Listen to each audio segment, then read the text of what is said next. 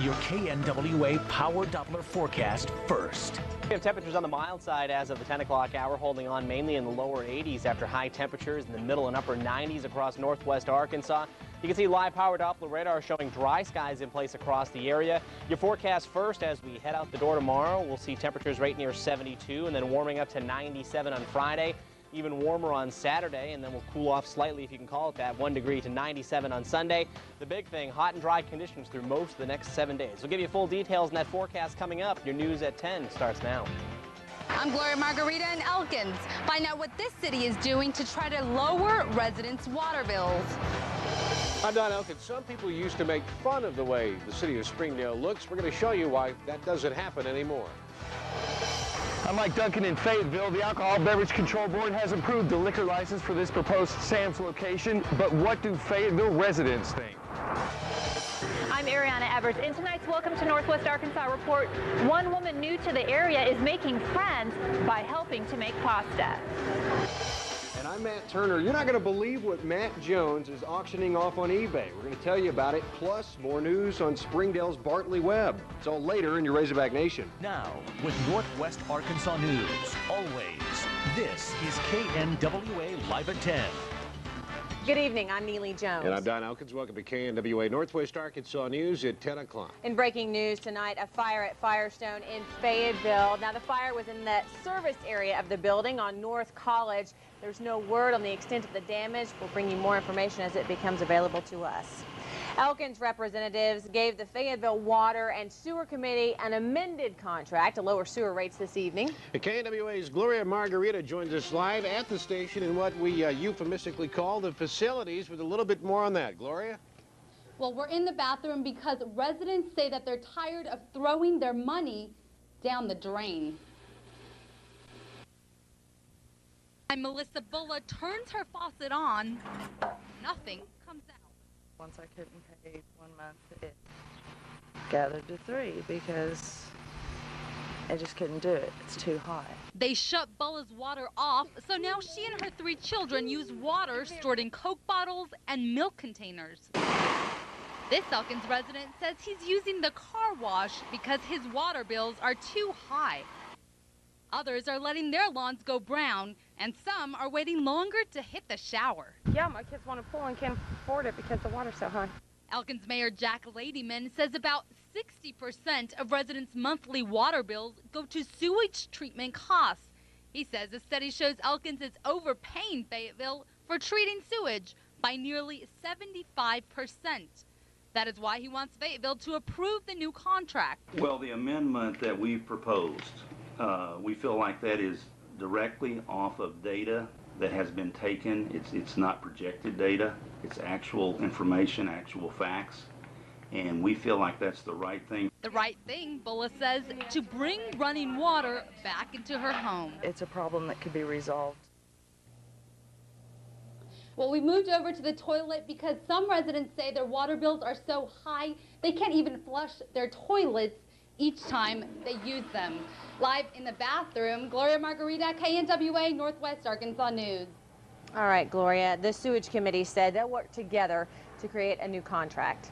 Well, Springdale City says it's got a way to clean things up, an effective way. The code enforcement program, according to the city, means that 90% of code violations get cleaned up before fines or before the city has to issue a summons. Last year, Springdale issued more than 2,000 warnings, but only issued 145 citations requiring a court appearance. Once a violation turns up, those responsible will have 7 days to correct the problem before getting a ticket. Bentonville schools will try to lighten the load for students this fall, literally. Superintendent Gary Compton plans to try a year-long experiment with e-books, no paper. The e-book may eventually take the place of all textbooks. Textbooks have gotten to be extremely expensive. I'm not sure if the general public is aware, but when you buy a good social studies book or a good biology book, it's not uncommon to spend $150 per book. Some of those books more than that. Multiply that times 700 kids in a building, multiply 700 students in a school, for example, times 6 or 7 books that they need, and you've spent a lot of money. However, Dr. Compton says the district will not force the technology on anyone. It will be the first Walmart operation in the state of Arkansas to sell liquor, and it will be right here in Fayetteville. Now, Walmart's going to put a new Sam's Club near I-540 and Highway 112. Could take a year to get it built, but it will have a liquor license when it opens. Mike Duncan joins us now in the newsroom. Mike, does Walmart think they're going to have a lot of customers for this? Well, Don, the movie says build it and they will come, and for Walmart or Sam's, that's about how it works. But the fight for their liquor license left some bad taste in some mouths, and there are those who say they will never shop there. I'm not shopping there. Perhaps they like to root for the underdog, but the recent fight over a liquor license at the proposed Sam's location and Wednesday's decision to grant that license actually gets some folks' blood boiling. I think it's a big shame, actually. There's a lot of really small liquor stores in this town. There's a lot of good people that run them, and I just hate to see them go down to Walmart. Company executives say they never ever discussed the options if their license transfer had been denied. Final plans still need to be approved by the city of Fayetteville. But once it's built, residents say they will come. If they could buy liquor for cheaper, it might sway people to, I might buy it from Sam's rather than a liquor store. Think you'll go there? Probably not. Probably not. You know, it doesn't seem that much more convenient to me, you know, than going, say, to just to a liquor store.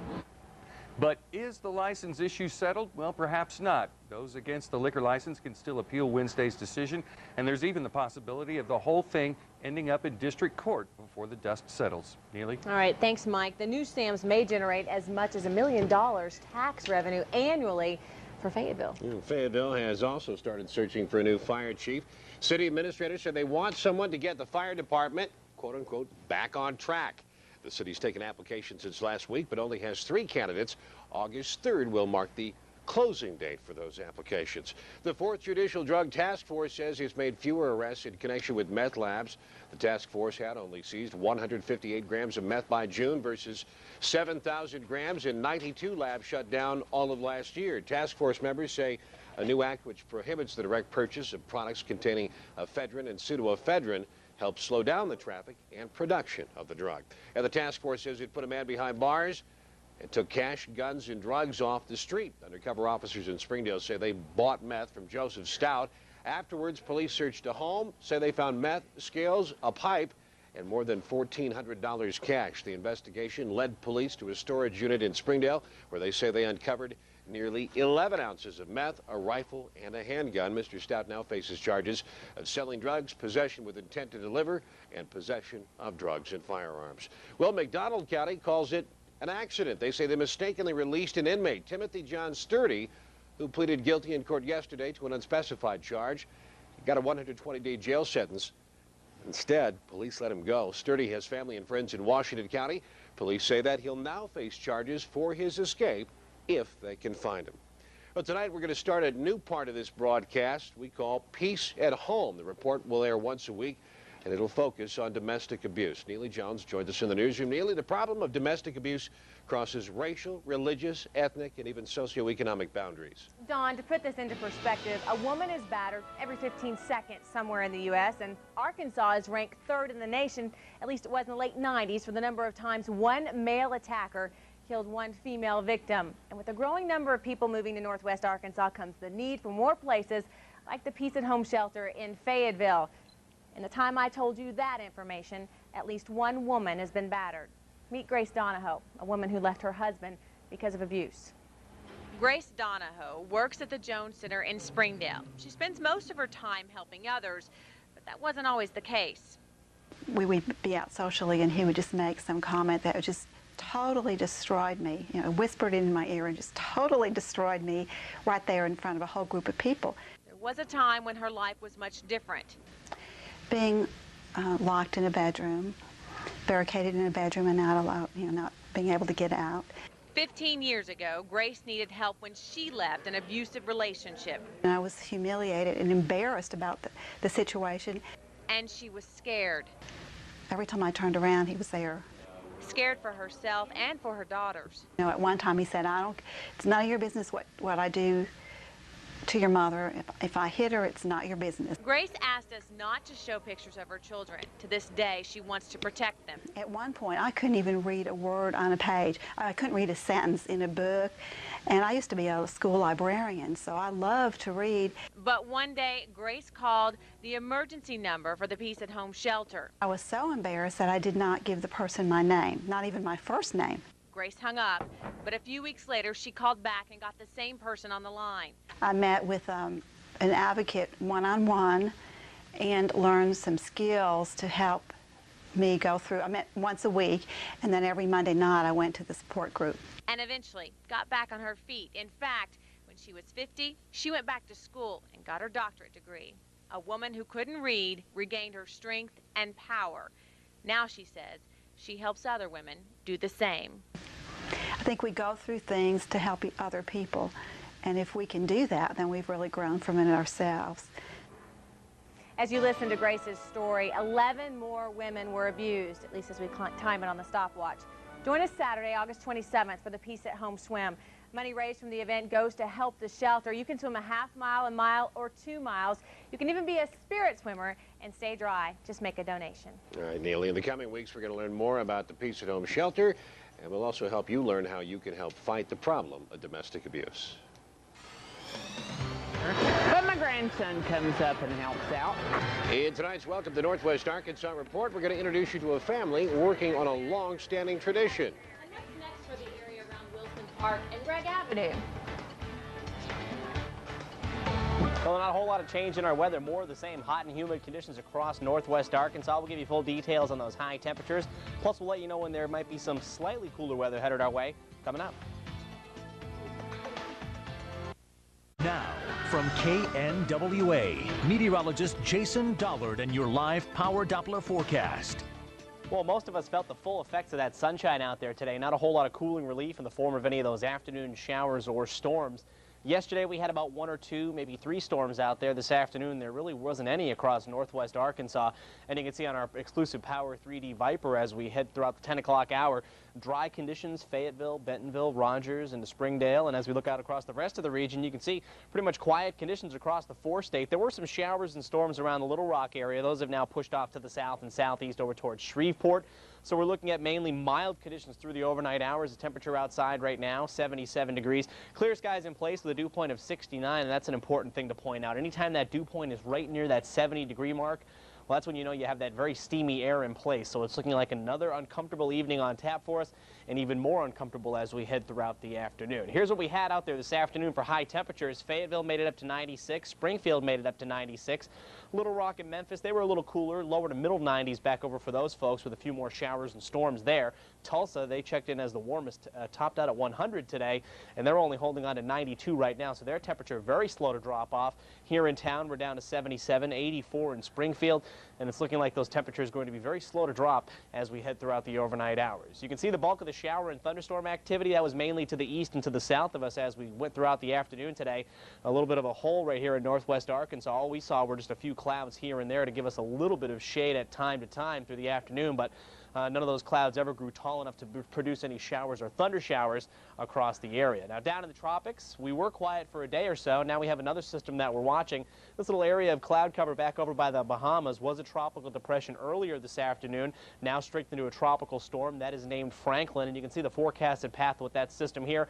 Looks like it really doesn't play a part in the forecast for the mainland United States, staying well off to the south and southeast of the coast there, just kind of meandering out in the Atlantic. A little closer to home for us, we're still dealing with the heat, and that's going to be with us as we head into the start of the work week as well. You can see that here, the orange colors on our map indicating those warmer temperatures. Notice this little dip, though, in the jet stream up across the upper Midwest and the Great Lakes. That's some slightly cooler and slightly drier air. That could filter in if we're lucky enough to get a front in here, but that would possibly be sometime towards the middle of the upcoming work week. And until then, it's just going to remain hot and dry across northwest Arkansas. Not a whole lot of activity in terms of showers or storms. There's a weak front that tries to push into central and southern Missouri, but that's going to stay to the north of us. And until you really get a front that moves through the area, the air mass not really going to change a whole lot. So more of the same, hot and muggy over the next 7 days. 72 our expected low coming up for tonight with clear skies out there once again, and then topping up at 97 for our high temperature on Friday. Factor in the humidity, that gives you the heat index right near 100, maybe even a little bit warmer than that. And there's that 7-day forecast. forecast. Dry, hot conditions through most of the next 7 days. We will slowly start to cool off as we hit Wednesday and Thursday, with temperatures dropping down near 90. So that's good news for us there. We may cool off a little bit. Also, don't forget to go to our website, KNWA.com. If you haven't done so, you can download our iWarn that has all kinds of information for you right there. It plots some temperatures, which would be good to track on these hot summer days that we're seeing across the area.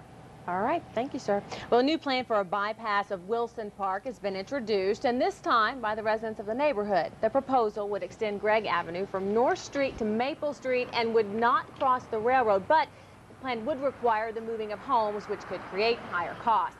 The park bypass is part of a sales tax bond issue, which could total $165 million.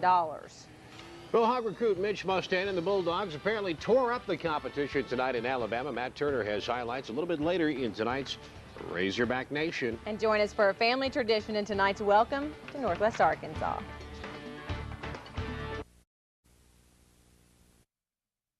Northwest Arkansas News.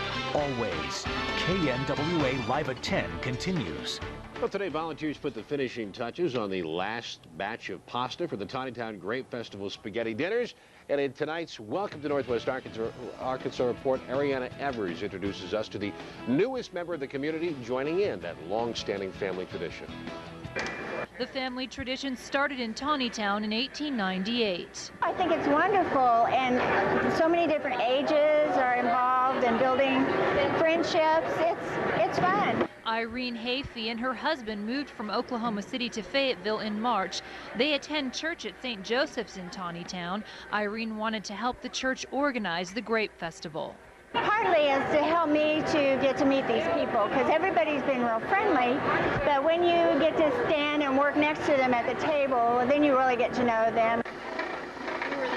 4 generations are helping prepare this year's feast. It takes a lot of people and a lot of work. Frances Franco has volunteered for the past 60 years. She remembers helping her mom. When my mother came up here and made spaghetti, they didn't have any machines in the beginning. They rolled it all out with a rolling pin, and then they cut it all by hand. Franco's grandson plans on carrying on the family tradition. It's been going on 107 years, and, you know, I don't mean to be morbid or anything, but eventually these people aren't going to be here anymore, and we've got to keep it going. You know, we learn the techniques of how they do it, and when we grow up and have our own kids, we teach them, and we'll just keep it alive, just like they have. It's just important to keep it going. In Tawnytown, Ariana Evers, KNWA, Northwest Arkansas News.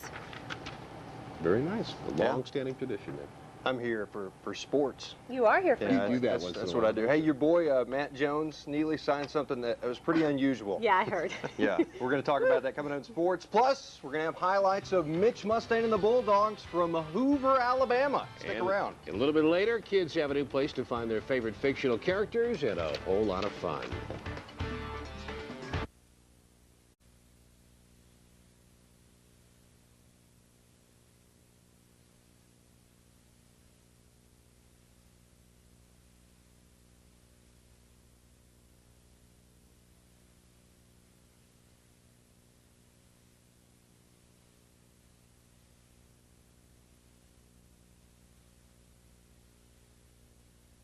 Macadoodles is proud to sponsor KNWA's Razorback Nation.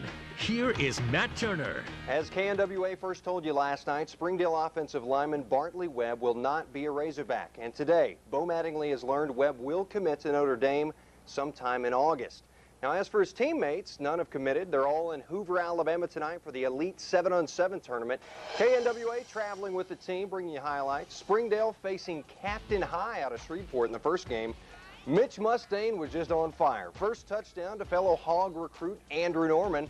Then he's got another deep ball, this time to Damian Williams. Nice grab there, steals it away, and Springdale is rolling. D. Williams was covered up after that, so Mitch, the big man on campus, goes back to Norman. That's the out route in the end zone. Then he goes to the fade again. You just can't stop it, and the Red Dogs made believers out of Captain High tonight, blowing them out 33-0, not even breaking a sweat in the process. Gus Malzahn's team played 2 more after that. They got 2 more wins, taking care of Glade Central Florida. They're a powerhouse in that state. They also beat up on South Carolina Fairfield 30-16 in pool play. The actual tournament, though, starts tomorrow night. Last night, another Hog recruit, Cody Burns, showed out at the Top Gun Quarterback Challenge. The Northside QB didn't actually win the competition, but he sure did show off his hose here. Threw it 74 yards, best I've ever seen in person, better than a lot of NFL quarterbacks. And afterwards, the teenager was treated like a rock star. You're not even a junior in high school yet, and you're signing autographs and taking pictures. What's the deal with that? I don't know. I mean, a lot of kids want my autograph. I don't know why. I'm pretty good, but I don't know about that good. I mean, I am appreciative that they're doing that for me. I mean, it makes you feel good. Well, I bet Cody's never signed a jockstrap, but Matt Jones has, and now it's for sale. I'm not kidding either. MJ autographed jockstrap on eBay right now. You can get it. $350 is the asking price. So far, though, the only bid is for 1 cent. Still don't know if that's a new jock or a game-tested item. Yeah, we don't know about that. KNWA Kennedy may be signing something also pretty soon, like a contract with the Lions. The former Hog's a starter in Denver, but he's being courted heavily, and he's going to meet with the Detroit management sometime next week. Kyle Hancock still waiting to meet with the Rockies, but he was on Arkansas's campus today enrolling in school. At last check, Colorado's final offer was close to $600,000. Kyle doesn't have to make a decision, though, until he starts his very first class in Fayetteville.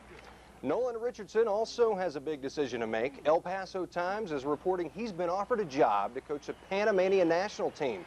If he does this, the move would reunite him with former Hog Dionisio Gomez, but still no word on if Nolan will accept. Checking the first round of the U.S. Bank Championship, actually delayed in Milwaukee today. Ben Crane's your leader. Little Rock's Glenn Day way back at +1. Former Hog Brendan Pappas is going to start his round tomorrow. And tomorrow's a big day for Jermaine Taylor. A victory parade starts at 11 in Little Rock, but today he was back on ESPN talking about his opponent, Bernard Hopkins. Bernard, man, stop crying. Okay, first of all, you too old for it. And, man, I'm the new champ. Get over it. Do better in the rematch, because that's what I would do. There you go, Jermaine. Big League Baseball, Cards trailing Milwaukee 8-3 in the 5th. Albert Pujols drives in a run, but it's not enough, and St. Louis goes down 12-7 the final score. Final stage of the Tour de France is just 3 days away, and Lance Armstrong still has a huge lead. Closest threat, almost 3 minutes behind Lance Armstrong, so it looks like he's going to get his 7th Tour de France victory, and then he's going to retire after that and hang out with Sheryl Crow. Talk about Yeah, it's a pretty good life, don't you think? Oh, yeah. Yeah. All right. Yeah. You think so? Yeah, you can't stop him. Don's predicting a We're comeback. going to check in with meteorologist Jason Dollard when we get back. Yeah, and a new children's library in Rogers has kids and parents looking forward to story time. Tomorrow on KNWA Today. Well, it took a year and a half to build and 75,000 Legos. We'll show you the end result. And it's going to be continued steamy around the area. We'll tell you about that. Plus, we'll have another chance for a fun getaway in Hot Springs for you. That and much more tomorrow morning. All right, guys. The new children's library opened this week in Rogers. The addition, part of a $3 million expansion to the main Rogers library, and kids will find everything from a storytime room to computer terminals. The library will also offer more in the way of after-school programs. We're going to offer them a new story time called Cyber Stories. They have our Homework Help Center to look forward to attending. And while those children are doing that, their younger siblings are going to be able to attend preschool story time on Tuesday afternoons. So we'll be able to do programming for 2 different age groups at one time. The official grand opening is actually August 6th, but you can check it out now. Got to be warm then. Oh yeah, definitely. I think the best place to be would be inside that library. Maybe reading Dr. Seuss, Clifford the Big Red Dog, Berenstain Bears. Those are some of my favorite kids' books. But kids still reading those things, man. There you go. It takes a long time. Here's a look at your weekend forecast. As we just said, inside is where it's at, or at a lake or a pool. High temperatures in the upper 90s, and not a whole lot of showers or storms. All right, Thank you, sir. Appreciate that's that. it.